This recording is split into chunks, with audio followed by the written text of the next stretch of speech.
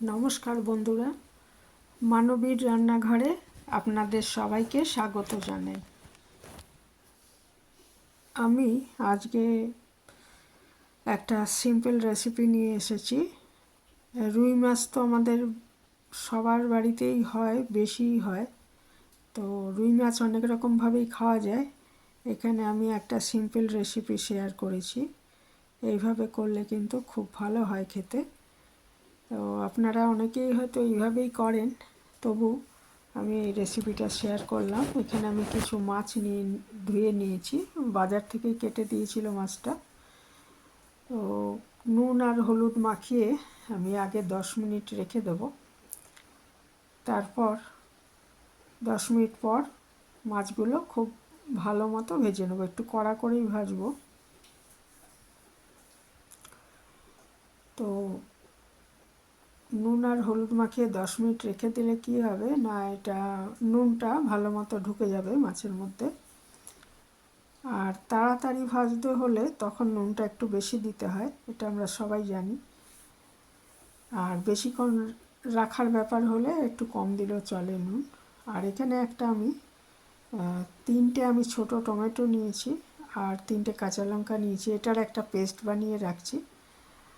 আর আমি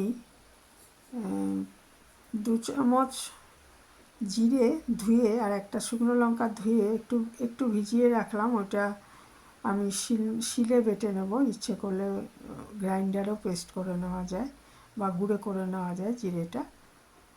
10 মিনিট হয়ে গেছে। আমি মাছগুলো আগে ভেজে নিচ্ছি সর্ষের তেলে। সর্ষের তেলটা গরম হওয়ার পর মাছগুলো দিয়ে মিডিয়াম আঁচে খুব একটু কড়া করেই ভেজে নিচ্ছি।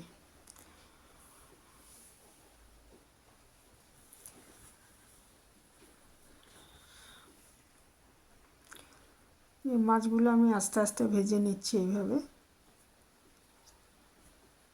কিছু মাছ ভাজা হয়ে গেছে, আরও কয়েকটা বাকি আছে। বাকিগুলো এইভাবে ভেজে নিচ্ছি। আর আমি দুটো মোটামুটি বড় আলু এভাবে লম্বা করে কেটে ধুয়ে রেখেছিলাম। মাছ ভাজা হয়ে গেলে ওই তেলের মধ্যেই, বা যদি দরকার হয় একটু তেল দিয়ে দিতে হবে, দিয়ে আমি আলুগুলো একটু ভালো মতো ভেজে নিচ্ছি নুন আর হলুদ দিয়ে। নুনটা মাছে মোটামুটি দিয়েছি আর এই আলুর মধ্যে দিচ্ছি। এরপরে ঝোলটা টেস্ট করে দেখে তারপরে দেব যে আর নুন লাগবে কি না। তো আরেকটু নুন লাগবে, কারণ অনেকগুলোই মাছ ছিল। তো আলুগুলো দেখুন খুব ভালো মতো ভেজে নিয়েছি। এবার আলুগুলো তুলে ওর মধ্যে আমি একটা তেজপাতা আর একটা শুকনো লঙ্কা এটা ফোড়ন দিয়ে দিচ্ছি। এটা একটু ভাজা গন্ধ ছেড়ে গেলে এর মধ্যে আমি দুটো বড় পেঁয়াজ কুচিয়ে রেখেছি, সেটা ভেজে নিচ্ছি, ভালো করে ভেজে নেব।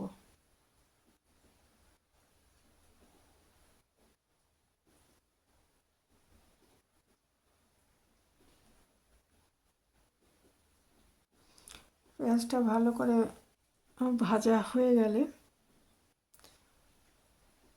এর মধ্যে আমি বাটা মশলাটা দিয়ে দেবো।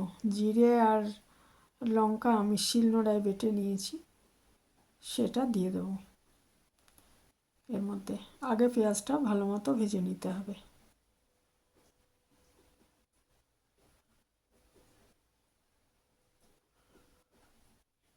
পেঁয়াজটা দেখুন মোটামুটি ভাজা হয়ে গেছে, লাল হয়ে গেছে এবং তেল ছেড়ে আসছে।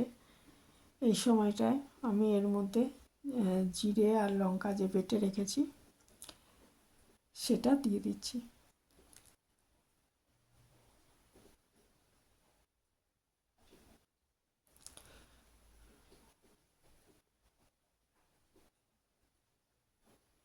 পেঁয়াজটা বেটে দেওয়া যেত, কিন্তু ভেজে দিলে কী হবে, ভাজাটা ভালো হয় এবং স্বাদটাও বেড়ে যায় তাতে।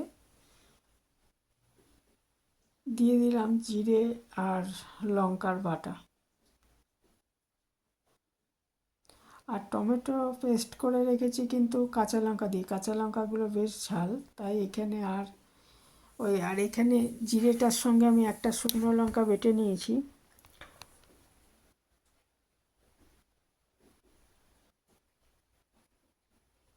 কাজেই আর লঙ্কা দেওয়ার প্রয়োজন নেই।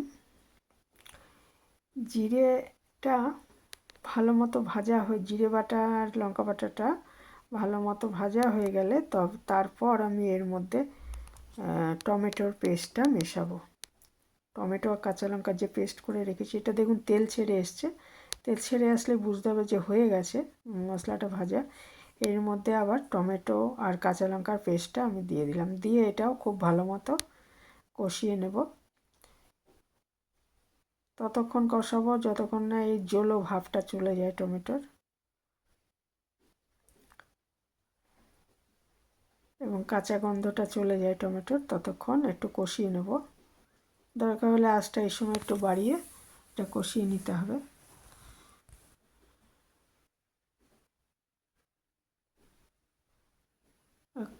এর মধ্যে একটু ধনে গুঁড়ো দিয়ে দিলাম, দিয়ে মশলাটা ভালো মতো কষিয়ে নিচ্ছি। কষানো হয়ে গেলে এর মধ্যে আমি ভেজে রাখা আলুগুলো দিয়ে আবারও একটু মশলার সাথে কষিয়ে নেব।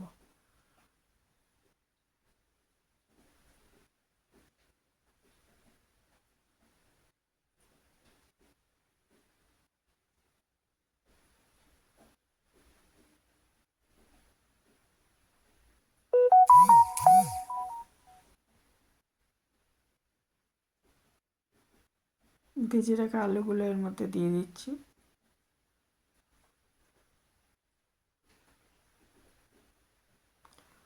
দিয়ে আরেকটু কষিয়ে নিচ্ছি। তারপর এর মধ্যে আমি পরিমাণ মতো জল দিয়ে দেবো। জলটা গরম জল ইউজ করতে পারলে ভালো হয়, না সবসময় গরম জল তো করা থাকে না, না হলে এমনি জলই দিতে হবে। গরম জল দিলে কি হয়, রান্নার স্বাদটা ভালো হয়।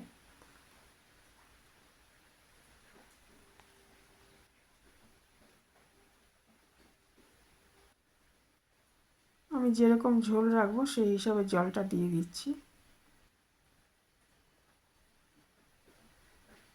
এই সময় ঝোলটা একটু টেস্ট করে নুন লাগলে একটু দিয়ে দিতে হবে। আমি আর একটু নুন দিয়েছিলাম, সেটা আর আমার দেখানো হয়নি। এবার ঢাকা দিয়ে এটা আমি 3-4 মিনিট ফুটিয়ে নিয়ে, মানে যতক্ষণ ঝোলটা ফুটে যাবে যে সময়, সেই সময় মাছগুলো দিয়ে আবার মিনিট 7-8 রান্না করে নিতে হবে, কারণ মাছটা সেদ্ধ হতে হবে। যদিও ভালো মতো ভাজা আছে, তবুও 7-8 মিনিট আমি এটা ফুটিয়ে নিলাম। নিয়ে ঢাকাটা খুলে ধনেপাতা ছড়িয়ে দিলেই রান্নাটা শেষ হয়ে যাবে, পরিবেশনের জন্য রেডি হয়ে যাবে। আর আলু খুব ভালো মতো ভাজা ছিল, কাজেই এটা তো আগেই সেদ্ধ হয়ে গেছে, মাছও সেদ্ধ হয়ে গেছে। আর ধনেপাতা ছড়িয়ে দিলাম, ব্যাস আমার রান্না এখানে শেষ। ইচ্ছে করলে এখানে কাঁচা লঙ্কা দিতে পারেন আস্ত। এই ছিল আমার আজকের রেসিপি, খুবই ভালো হয় এইভাবে করলে। আজ এখানেই শেষ করলাম, ভালো থাকবেন সবাই। যারা এই পর্যন্ত দেখলেন তাদের অনেক ধন্যবাদ।